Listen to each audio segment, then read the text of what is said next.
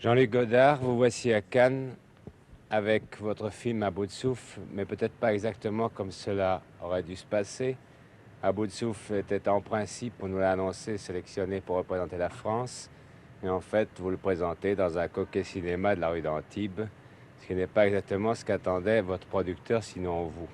Qu'est-ce qui s'est passé exactement? Alors moi, je ne sais pas du tout.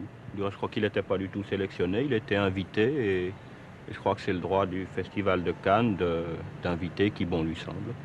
Est-ce que ça vous faisait plaisir à vous Alors ça d'être me faisait invité? plaisir parce que ça m'aurait fait une chambre à l'œil, c'est tout. Mais non, finalement, je suis content qu'il y soit pas. Enfin, je veux dire, je trouve normal qu'un film qui était terminé depuis 5 ou 6 mois, qui est déjà sorti, n'y soit pas au festival. Jean-Luc Godard, on a dit beaucoup de choses sur vous, on a écrit des articles, vous avez donné des interviews.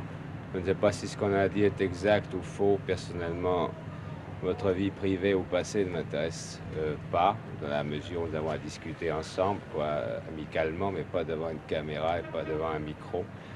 Nous ne vendons pas ce genre de marchandises. Euh, je voudrais savoir comment vous êtes maintenant. Est-ce que les erreurs, si erreur il y a qu'on vous a attribuées, autrefois, vous les referiez maintenant? Je Vous sais voyez pas pas. à quoi je fais allusion? Non. Enfin, si, je vois autrement. Enfin, je ne sais pas. Je sais pas ce que je ferai demain. Est-ce que le fait d'avoir réussi un film, car À bout de souffle est un des meilleurs films qu'on ait fait depuis de nombreuses années, vous a amendé en quelque sorte? Est-ce que vous vous sentez plus sage? Oh oui, certainement. C'est vrai? Vous décevez. À ce point-là. Mais enfin, ça dépend à quel point de vue. Mais à votre point de vue, à vous, c'est-à-dire que maintenant vous vous sentez un monsieur sérieux?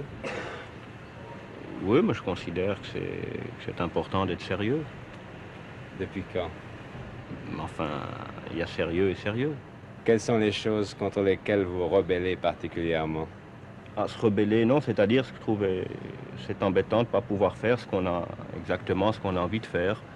Hein? Là, pour le petit soldat, c'est ennuyeux d'être obligé d'aller tourner à l'étranger un film que j'aurais voulu tourner en France, mais qui n'était pas possible de tourner Vous, en a- France dans les conditions actuelles. vous allez tourner à l'étranger dans votre propre pays, si j'ai bien compris, car vous Oh êtes ben moi non, suisse, je suis franco-suisse.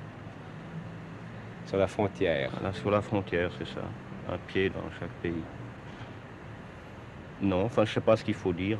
Moi, je crois pas du reste que le cinéma influence la jeunesse. Ce qu'il faut essayer, c'est que ça soit plutôt la jeunesse qui influence le cinéma, c'est-à-dire de rester plein d'envie. Enfin, ce qui me surprend, par exemple, par rapport, dans mon second film, par rapport au premier, c'est que, enfin, je suis déjà plus fatigué.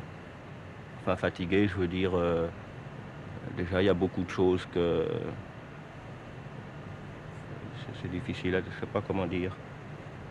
N'en Fatigué, dites pas. enfin, je veux dire, j'ai l'impression d'aimer moins le cinéma qu'il y a un an. Uniquement parce que j'ai fait un film et que ce film a plu et comme ça. Alors je souhaite que mon second déplaise énormément et que ça me donne envie de faire du cinéma de nouveau. Parce que c'est ça l'esprit de contradiction dont je vous parlais, si vous voulez. Là, les gens me font totalement confiance, alors Ça vous gêne. j'espère que je vais les décevoir. Comme ça, ils me feront plus confiance et j'aime mieux travailler avec des gens contre lesquels il faut lutter.